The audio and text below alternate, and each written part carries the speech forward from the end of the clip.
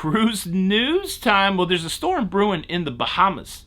I mean, like literally a storm brewing in the Bahamas, causing challenges for cruise ships in that area, particularly a Royal Caribbean cruise ship. Princess Cruise Lines, they're getting ready to kick off their big Alaska season, and they just dropped a big announcement about their longest world cruise ever. Norwegian Cruise Line has revealed its plans for the rest of the year in regards to Starlink internet. And well, I saw something crazy happen last night on this cruise ship. There was a guest whose phone was taken from them during a performance in the big theater by the performer themselves. I saw it and I have footage of it. It's a little crazy. Cruise news and my views. Let's talk about it.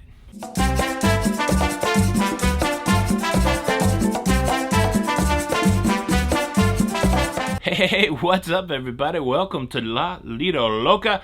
I'm your host, Tony, here to talk you through everything going on in cruising. And let's kick it off with troubling weather near Nassau, Bahamas. Guests sailing on Royal Caribbean's Liberty of the Seas, which left on April the 10th, were notified that their scheduled itinerary is completely disrupted because of bad weather in the Bahamas. They were scheduled to go to the Perfect Day at Coco Cay today, and then Nassau in the Bahamas just a few days from now on Thursday. Well, because of storms in that area, the whole thing has been scrapped. Instead of stopping anywhere in the Bahamas, they will be going on to Labadee, Haiti for a day there, and then their second port stop will become another sea date. And look, Royal Caribbean's Liberty of the Seas may not be the only cruise ship dealing with this weather this week. The Mariner of the Seas was supposed to join the Liberty of the Seas at Coco Cay today. It's going to be interesting to see if they were able to pull that stop off. And then there's other ships that were supposed to be in the port of Nassau on Thursday, including the Freedom of the Seas, Royal Caribbean, the sister ship to the Liberty of the Seas, and the Carnival Dream. Anybody cruising to the Bahamas this week? Are you having any challenges?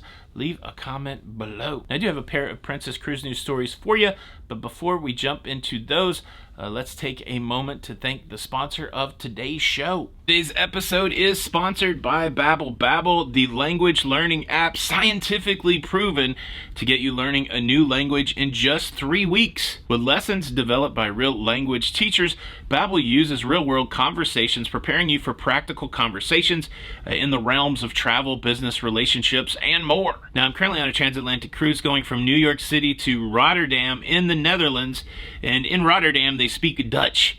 And so I am using Babbel on this transatlantic to get some basic Dutch in my head. I've just started with the basic lessons. It's pretty cool. It's a little visual learning there. They give you the word and they give you the possible answers. The first one is Hoi. Hoi, which is hi. Goedemorgen. Goedemorgen, that's good morning. Tot ziens. And tot ziens is goodbye. So it's really cool. They're using practical, everyday interactions to start teaching you the language. 15 minutes a day in 3 weeks, you have a fairly good grasp of the language that you're going into. It goes without saying, for those of us that cruise, those of us that travel, Babbel makes a lot of sense. Of course, the cool thing about Babbel is they do have a 20-day money-back guarantee, and of course, they have a great deal for the Loca fam. Click the link in the description or scan the QR code on your screen right now to save 60% off of your subscription. Just out of my curiosity, what language would you start learning today? Big thanks to Babbel for sponsoring today's episode. All right, let's talk Princess Cruises, and let's talk specifically Alaska. The Alaskan cruise season kicks off on April the 29th, and Princess is sending 7 Princess cruise ships to Alaska for this season. Princess will be sending its newest cruise ship, the Discovery Princess, along with the Royal Princess, the Ruby Princess, the Majestic Princess, Grand Princess, Crown Princess, and Sapphire Princess. During this Alaskan cruise season, Princess will be offering 14 different cruise itineraries, along with 25 land-sea vacation options. I've been on a couple Princess cruises to Alaska. They certainly do it right. They do have access to Glacier Bay National Park. Not all cruise lines have that access, and those cruises are filled with activities that are geared toward the Alaskan experience. There's always a knowledgeable naturalist on board. Who is your favorite cruise line to cruise to Alaska? I've only done Princess. I've done Norwegian. I'm doing Carnival this year. At some point, I would like to do Holland America Line. But who is your preferred cruise line when you cruise to Alaska? Are you going to Alaska this year? Leave a comment below. And look, if Alaska's not your cup of tea, how about a cruise that will take you to many cups of tea? We're talking about a 116 night long world cruise. Yeah, that's a long world cruise. It's actually Princess Cruise Line's longest world cruise ever. This will be taking place in 2025 on the Island Princess. 116 nights visiting 51 destinations across 26 countries and 6 continents. The itinerary includes visits to Australia, New Zealand, Central America, and Africa, an overnight in Dubai, plus 11 late-night calls in Cartagena, Casablanca, and Sydney, Australia. There are 2 options for embarking on this cruise. You can do the full 116-night voyage starting in Fort Lauderdale on January the 5th, 2025, or you can do the shorter 101-night version of the cruise departing in Los Angeles on January the 20th. And think about that for a second. You can either leave from Fort Lauderdale or you can leave from Los Angeles. How you gonna do that? Well, if you go from Fort Lauderdale, the first thing you do on this cruise is transit the Panama Canal, which I did on the Island Princess. So nice smaller cruise ship that will take you all over the world. I don't know what the prices are yet. It'll be interesting to see when the bookings start on this. Could you spend 116 nights at sea? Would you like to visit all of those destinations? Leave a comment below. Now, we have to talk about Norwegian Cruise Line's plan for rolling out Starlink. And I have to tell you about the cruise passenger whose phone was swiped right from their hands by a performer in the main theater. But before I do that, let me quickly invite you to subscribe. If you like staying up to date with everything going on in cruising, please consider subscribing with the notification bell on.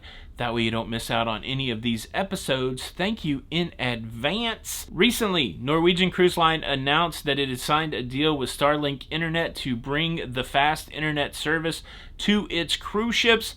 And now we're starting to get a peek at what the plan is for the rest of 2023. The proof of concept for Starlink on Norwegian Cruise Line was done on the NCL Breakaway. I actually cruised the Breakaway with the fast internet, and well, it was fast. It was good. This is a good thing for Norwegian Cruise Line, and they are revealing that they will be putting Starlink on 7 more cruise ships across all of its brands by the end of the year. The ships targeted include their new 3 cruise ships, the Oceania Cruises Vista, the Norwegian Viva, and the Regent Seven Seas Grandeur. I do kind of wish we had more detail on this plan.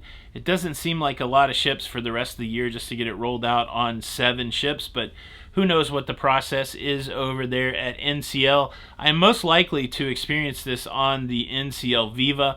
I really want to try that ship out when it comes out. I really enjoyed the NCL Prima. The internet really wasn't that bad on the Prima, so it's going to be interesting to see how much faster the internet will be on the Viva.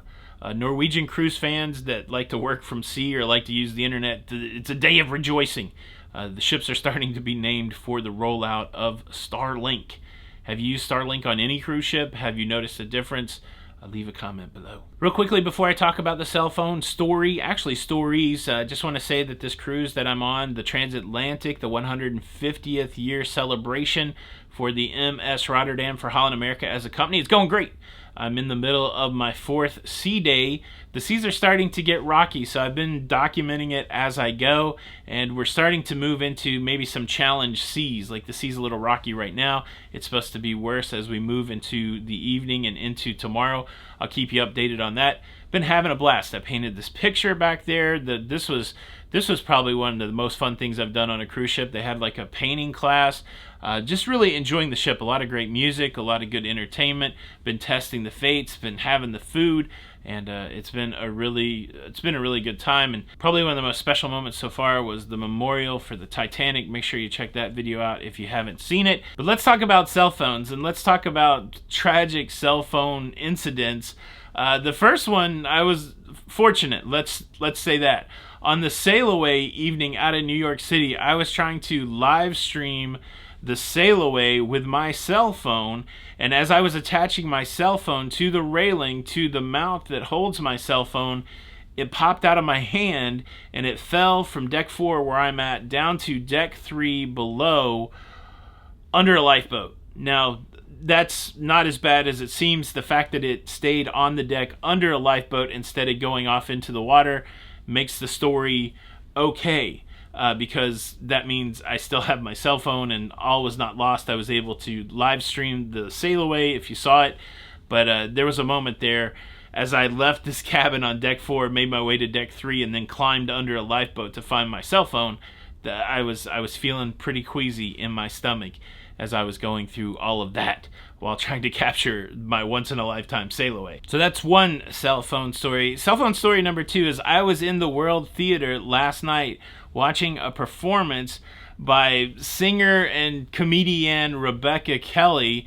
And it's interesting, she starts her show from the back of the audience. So the band starts playing, she makes her way through the aisles, and then she makes her way onto the stage. But what was wild is as she was making her way down the aisle to get onto the stage, there was a guest filming her making her way down the aisle onto the stage. And she noticed it, and when she noticed it, she grabbed the guest's cell phone and took it away from them. And well, it was interesting. I actually have footage of it. Here it is. Hallelujah, come on. I'm joking. Just don't get all my chins in, alright? We're heading across the river, wash your sins away. That's right. It was me. It was a funny moment where all of a sudden I was, capturing this footage so that I could share the entertainment a little bit in these conversations. And boom, my cell phone was gone. It was quickly returned. And of course, it was a wonderful show, but I'd never experienced that or seen that. And I wonder if you have, well, people in the theater would have seen that last night. But there you go. I've almost lost my cell phone twice on this cruise. I'm keeping it locked down. I'm going to tie it to my arm or something like that. Have you ever lost your technology on a cruise? Has your cell phone ever broken on a cruise? What kind of nightmare was that? Thanks for checking out the show. This is Tony for La Lido Loca. Until the next time, we'll see you on the Lido.